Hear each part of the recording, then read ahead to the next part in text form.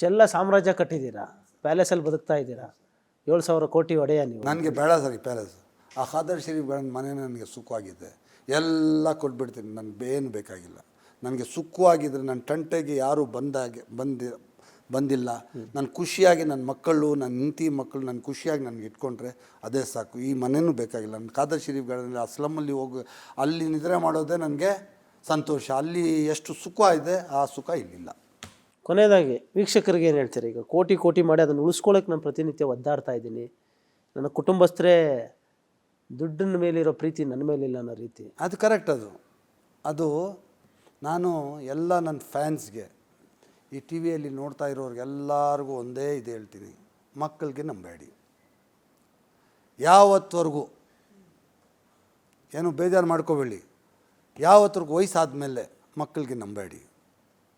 ಸೊಸೆ ಬಂದ ಮೇಲೆ ಮಕ್ಕಳು ಚೇಂಜ್ ಆಗಿಬಿಡ್ತಾರೆ. ಸೊಸೆ ಬರೋವರೆಗೂ ಮಕ್ಕಳು ಚೆನ್ನಾಗಿರ್ತಾರೆ. ಸೊಸೆ ಬಂದ ಮೇಲೆ ಆ ಮಕ್ಕಳು ಚೇಂಜ್ ಆಗಿಬಿಡ್ತಾರೆ.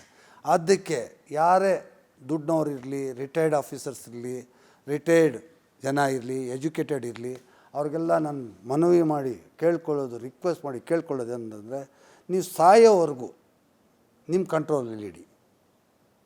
ಮಕ್ಕಳಿಗೆ ಏನೇ ಪವರ್ಸ್ ಕೊಡಬೇಡಿ.